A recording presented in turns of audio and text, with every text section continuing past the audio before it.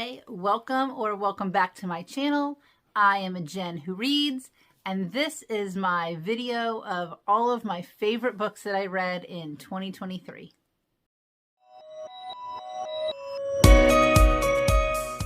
I tried to narrow this list down to like my top 10 or like the top 23 of 23, and I just couldn't do it. So I definitely have less than 23 here, but I also have more than 10. And they're in no particular order except for my #1 read of the year. So before we begin, I'm going to talk to you just a little bit about my reading stats for the year. This could change just a little bit because I am recording this on December 29th, so I still have 3 whole days of reading left, but I think that this is pretty much where it's going to stand. So I have read 108 books this year. This is by far my greatest reading year of my entire life. I set my goal for 60, and I beat it, obviously. The only reason I set a goal really is just to keep track of books that I read. I don't actually attempt or go out of my way to try to hit my goal. It just was something that happened this year. And one of the things that helped me read 108 books was that I started listening to audiobooks a lot more than I had in the past. So my average star rating is 3.94. So, I mean, pretty good reading year right there. My most read genre was fantasy. 50% of the books that I read were physical books, 24 were digital, and 28 were audio. And my 2 most read authors were Brandon Sanderson and Seanan McGuire. So we're going to just jump right in. I have a pile over here in no particular order. Whichever one I grab is the one I'm going to talk about, except for the #1 one, and that one is there on purpose. So the first one that I'm pulling is What Moves the Dead by T. Kingfisher. This was my first T. Kingfisher read, and I cannot wait to read everything they write. What Moves the Dead is a Fall of the House of Usher retelling, and I loved it. I read this in October, so it was the perfect month to read it. And I also read it kind of close to when the Netflix show Fall of the House of Usher came out, so I loved to, like, you know, see all the parallels. I also love the cover. I know it's creepy, but I like that type of thing, and I cannot wait to read the sequel to this book. All right, the next one is actually a series. It is the Wayward Children series by Seanan McGuire. But my favorite book that I've read, I've only read the first 4, is Down Among the Sticks and Bones, and this is the second book in the series. This is basically a series about children who find doorways to other worlds, so like think Narnia, Alice in Wonderland type things. And for whatever reason, they get sent back to reality, and they're trying to cope. They're trying to find the doors again. Some of them do, some of them don't. And there is a school set up specifically for these types of children. I cannot wait to finish the series. I am definitely going to finish it in 2024. All right, next one, Fourth Wing. Not a lot to say here. I read it before it was hyped. Actually, like when it was starting to get hyped. I bought it before I had knew anything about it, because I did buy the one with the dragons on the cover just because dragons on the edges. Who wouldn't buy that? And it sat on my shelf for a couple weeks, and then when I started hearing some buzz about it, I'm like, all right, I'm going to pick it up and see what it's about. I really tried to separate, like, you know, being influenced to what I actually thought about it. And I think I did a pretty good job, and I did like Fourth Wing. Iron Flame is not on this list because I liked Fourth Wing better than I liked Iron Flame. So, all right, next, I started reading Brandon Sanderson this year. I finished the Mistborn series, and I also read a middle grade book that he wrote. But out of all of the Mistborn series, or out of all the books in the Mistborn trilogy, The Hero of Ages was my favorite. Vin is one of my favorite characters of the entire year. And Ellen Venture is my new book boyfriend. So there we go. Cannot wait to read more Brandon Sanderson in 2024. If you can hear that squeaking, I have a dog right down here. Oh, hitting my camera and chewing on dog toys. Go away. I swear, every single time I record a video, I feel bad about putting them away. So I let them like run around because this is their house too. And they have to squeak their toys and knock my camera. And then the minute I turn off my camera, they're sleeping. So I don't know. All right. Tomorrow and Tomorrow and Tomorrow by Gabrielle Zevin. I love the book and the movie Ready Player One.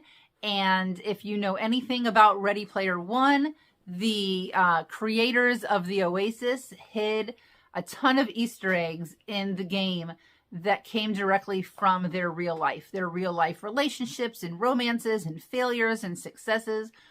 This book is not connected to Ready Player One. It's a completely different idea, characters, everything.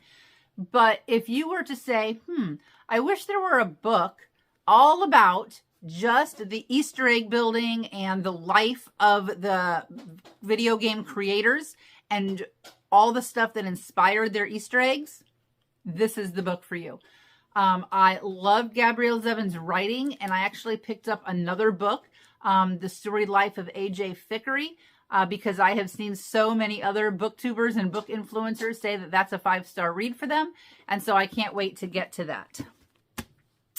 All right, this next book is one that I recommend if you have a Fourth Wing, or more specifically a Sarah J. Maas hangover, and that is The Serpent in the Wings of Night. Actually, I only picked this book up to show you, but everything I've ever read by Carissa Broadbent in this world is amazing. So I have read the 2 books in this trilogy, and there's a little novella that goes in the middle. And that's where I'm at so far. So I haven't picked up any of the Daughter of No Worlds books or anything like that. But I loved this book. I cannot wait to read more in this world. I mean, vampires. Need I say more? If you're a Twilight girly, you need to pick this up. Plus, I just love the cover. So, Serpents in the Wings of Night. The next is The Martian Chronicles by Ray Bradbury. So at the beginning of this year, I did an author study with my class, and we read a lot of Ray Bradbury short stories. And then I picked this book up just because I had never read it. So I read this one on my own, and I was so shocked at how much I loved this book and at how funny it is. But it's not funny like haha funny. It's just funny like ironic funny.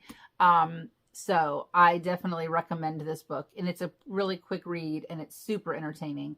I love Ray Bradbury for anything sci-fi. All right, so the next 2 I have are actually rom-coms. The first one is the 3rd book that I've ever read by Tessa Bailey. So the first 2 I read were It Happened One Summer and Hook, Line, and Sinker, which I loved. I'm very picky with my rom-coms and with my spice. So for these to be on the list, they must be pretty spectacular. This was a nice short read. It was so full of just, sexual frustration and will they, won't they?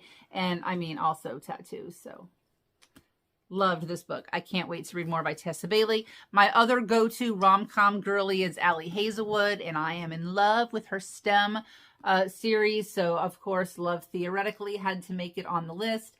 This is not my favorite, whatever, Love and STEM, whatever book she wrote. The Love Hypothesis is my favorite.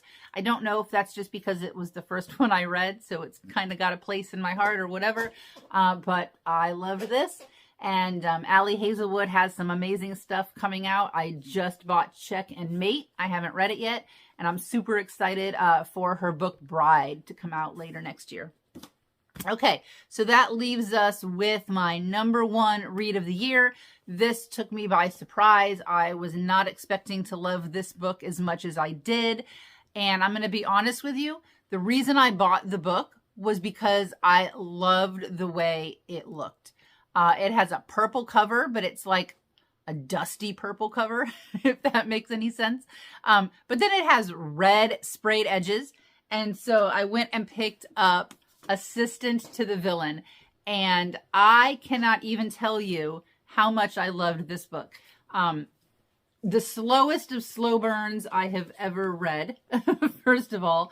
I like to say that this is Shrek meets The Office. So there's humor, there's tension, there's a little bit of romance.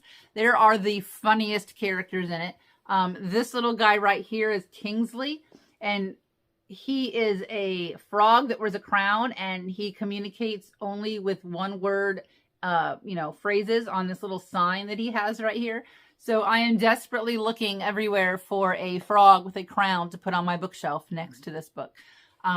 One thing I love about Red Tower is that in 2024, they are releasing a handful of books that I know of. Maybe they have more planned, where not only are the edges sprayed, but they're decorated, and it's going to be the first edition. So you don't have to get them in a book box or spend a lot of extra money on them. And so I think that is super, super awesome.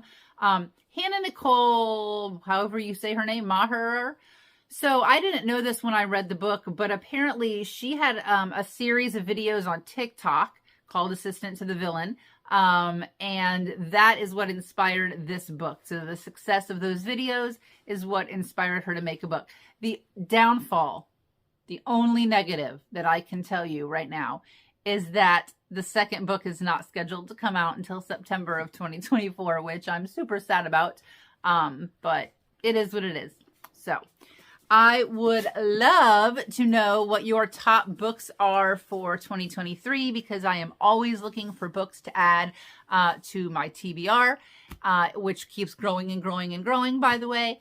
I am so excited that I had this amazing reading year for 2023. I have learned some things that I like, that I didn't know that I liked. I have also learned that there are some things that I don't like, that I used to like. So it's kind of interesting to see how my reading tastes have changed throughout the year and what I'm going to do with that information going forward. I cannot wait to give you more content in 2024. So just comment below, subscribe if you haven't already. It's the best way to help me grow my channel. And as always, happy reading. Don't forget to like, comment, and subscribe.